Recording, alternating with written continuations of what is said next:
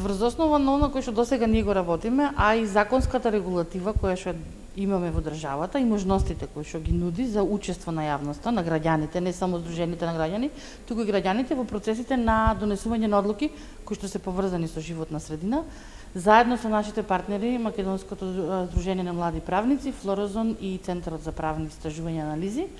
утврдивме дека има голем јаз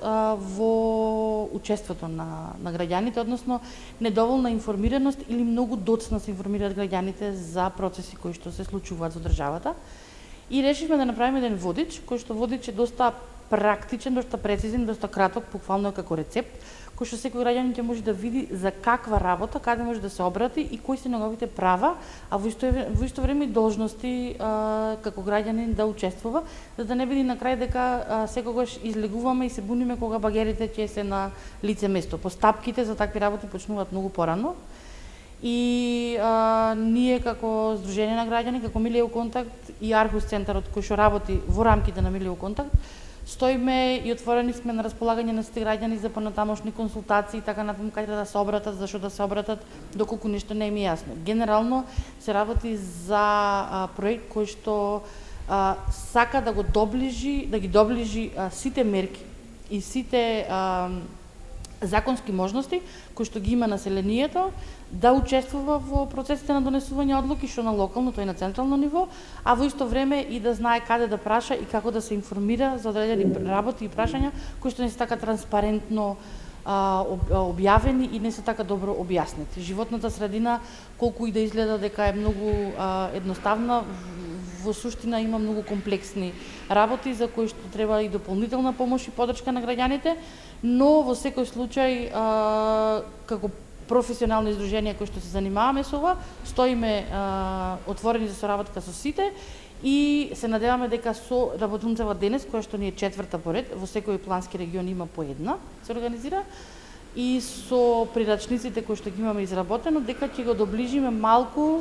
правото на граѓаните и мерките кои што можат да ги користат. Значи, тука се работи не само за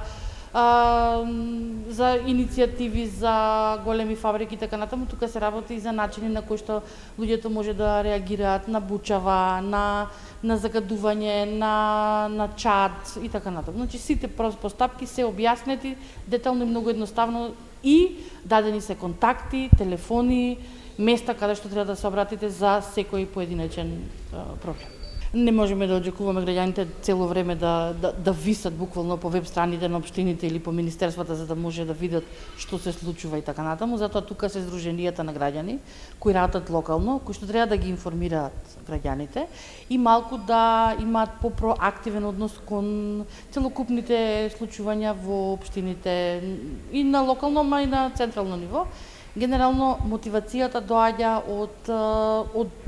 од информираноста и од начините на пласирање на информации. Бегли и штури информации никого не го интересираат. Граѓаните се засегнати најчесто доколку се работи нешто за во нивниот двор и тука многу блиску. Се друго е многу по нејасно, недоволно транспарентно, некои процеси се многу комплицирани и сваќам дека не секој може да се нафати да ги работи истите, а и да ги разбере, затоа тука треба да се здруженијата на граѓани локалните, медиумите како такви, кои што исто така нели треба да ги информираат граѓаните за сите процеси, процедури и постапки и тука цело време, значи во позадина стои Архус центарот, ние 2 пати во неделата објавуваме информации на веб страната наша,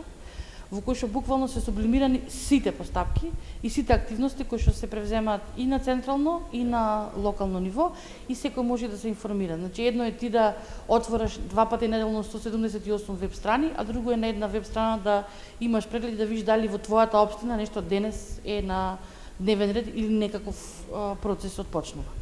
Да. Генерално тоа е транспарентната и навремено информирање и здруженијата на граѓани кои што треба да ги проследат тие информации до засегнатата јавност. На што ви реагира или што кажа во изминативе 3 или колку што ве разбрав ове четврта веќе, кои се оние болни точки? И граѓанските организации имаат болни точки, бидејќи не секогаш институциите се отворени за соработка за одредени горливи прашања. Најмногу се реагира за градењето, урбанизацијата, најчесто е тоа најголемиот. Најмногу реакции има таму заради тоа што урбанизацијата и градењето е по други закони кои што не секогаш ги зема предвид процесите и процедурите од животна средина и донесување на деталните и генералните урбанистички планови на населените места и така натаму. Тоа се една од... И тоа е затоа што генерално ги засега граѓаните лично, а од друга страна Сдруженијата на граѓани секогаш имаат најмногу ги засега моментот на пристапот до информација од јавен карактер и пристапот до информации за животна средина и времетрајањето на добивање на тие информации. Тоа е на кој што сме го дискутирале, сме го разговарале